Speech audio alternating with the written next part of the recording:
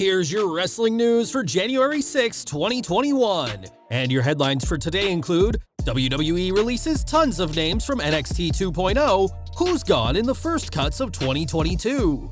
Update on Sasha Banks' injury, will the Boss miss the Royal Rumble? WWE files copyright claims against hip-hop star.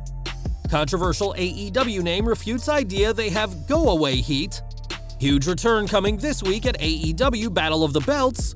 What happened after NXT 2.0 New Year's Evil went off the air, and more. We're kicking off today with WWE, and although it's a new year, the company is back to their mass-releasing ways. Yesterday evening, WWE released even more names from the company, with William Regal no longer under contract with NXT. After a brief run in the late 1990s, Regal returned to the WWF in 2000 and had remained with the company for over 21 years before his release this week. In a statement, WWE said that due to the continued evolution of NXT 2.0, the decision was made to part ways with several staff members this week. On Twitter, there was quick backlash to this decision, with several in the industry praising Regal for all he's done as part of NXT. AEW's FTR said their team would not exist without the British legend, and Johnny Gargano said how Regal is responsible for plenty of indie guys getting an opportunity in NXT. Mick Foley questioned WWE's decision to release Regal, saying that whoever hires him next will be fortunate to do so. At this time, there's no word on what Regal's post-WWE plans are, as it's unclear if he's under any non-compete clause, but after over 2 decades, his time with the company is over. Regal isn't the only big name to be released this week, as plenty more names were cut from the NXT 2.0 brand. Former NXT Tag Team Champion Danny Burch has also been released, with his last match being in August last year, where he and Oney Lorcan lost to MSK. Burch had been working as a Performance Center coach since then, but that isn't happening anymore. Timothy Thatcher is also gone, with his last match being an August 23rd loss to Ridge Holland, and like Burch, he too had been working as a coach. Hideki Suzuki has also gone after working as Hatchaman of the Diamond Mine, and his most recent appearance was on this week's New Year's Evil. He too had been working as a coach, as had Kathy Carino, who had been serving under the role since October last year after a tryout to be a coach in May 2021. Also known as Allison Danger, Carino also helped WWE with the SummerSlam 2021 weekend tryouts in Las Vegas, and is the younger sister of ECW alum and current WWE producer Steve Carino. WWE Hall of Famer Road Dogg Brian James is no longer with the company after serving in various roles, including lead writer of SmackDown from 2016 to 2019, and more recently, an NXT producer. Dave Kapoor, better known as Ranjan Singh, is out, and after previously working as Senior Vice President of Creative, moved to Florida in 2020 to work full-time in NXT. Ryan Katz is out of his role as NXT creative producer and was the man who overtook promo classes after the 2015 passing of Dusty Rhodes. Scott Armstrong, who was hired in 2016, is also gone, as the referee/wrestler/producer had been furloughed in 2020 but returned last fall to work backstage at NXT. Former MLW and New Japan star George Carroll has been released from his contract, as has Christopher Guy, who was hired as a coach in 2019. WWE has also parted ways with Sarah Cummins, who was their Senior Vice President of Consumer Products after over 3 years with the company.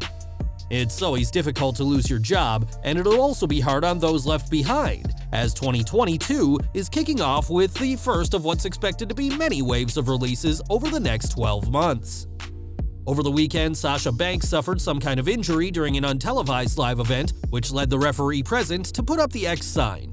Helped to the back by the official and a member of the ringside crew, Banks later told fans she was doing fine, and we now know more about what happened. PW Insider reports that during Banks' match with SmackDown Women's Champion Charlotte Flair, the Boss suffered a sprained leg, but they didn't note if she'll need much, if any, time off. The report did mention that Banks was a hot discussion point backstage during this week's Raw, and it seems her leg may not be as good as she first implied. With the Royal Rumble drawing nearer, the last thing WWE needs is to lose Banks to an injury, especially as there's not enough main roster women for the 30-woman Rumble match already, and we can only hope that the Boss is able to get back in the ring after this latest setback. In the world of hip-hop, Westside Gunn is one of the most established rappers in the field, and it's no secret that he's a huge wrestling fan. That fandom may have somewhat dipped now though, as WWE has filed several YouTube copyrights against Griselda Records, the label led by Gunn himself. The songs that have been removed due to copyright are Claiborne Kick, The Hurt Business, French Toast, and Allah Sent Me, all of which include snippets of WWE audio and interviews. These claims were made public by Griselda Records themselves, who questioned WWE's motives for flagging these songs. This isn't the first time Gunn has been an indirect target, as last year, Greg Hamilton threatened a lawsuit against Gunn for using some of his announcing in his music, and even threatened to sick WWE's lawyers on the hip-hop star. This threat didn't lead to a lawsuit, but it did lead to Hamilton being fired from WWE, but this time, the company are the ones with an issue with Westside Gunn. AEW news now, as Brandi Rhodes recently celebrated 3 years as the company's chief brand officer, but fans weren't so keen to celebrate with her. Much like her husband, Brandi is the subject of tons of backlash from fans who feel that she and Cody are in positions on the show neither deserve to be in. On last week's Dynamite, Brandi confronted Dan Lambert in a segment that once more didn't go down well with fans. Taking to Twitter, Rhodes defended her segment and refuted the idea that she has go-away heat, claiming that her segment with Lambert was statistically the high point of the show. Fans may not be on board with Brandi, or her husband for that matter, but the pair consistently appear on TV, and until something major happens, that trend will continue, seemingly for years to come. In November, Jon Moxley entered inpatient rehab to deal with his problems with alcohol, and now the former world champion is getting back in the ring. We previously reported that Moxley will make his GCW return later this month, but his AEW homecoming will be far sooner than that. According to Bodyslam.net, Moxley will make his return to AEW imminently, and it could come as soon as this week. With Saturday being the Battle of the Belts special, we can't think of a better time for the former AEW World Champion to make his return, and we're thrilled to hear that Moxley is doing better after entering rehab. And we're ending with NXT 2.0, which this week saw Bron Breakker capture the NXT Championship during New Year's Evil, but there was a special moment waiting for him after the show went off the air. Thanks to sources who were in attendance, we can report that post-New Year's Evil, Rick Steiner, the father of Bron, appeared and celebrated with his son in the ring. Tommaso Ciampa was gracious in defeat, shaking Steiner's hand before heading to the back so the father-son duo could celebrate together.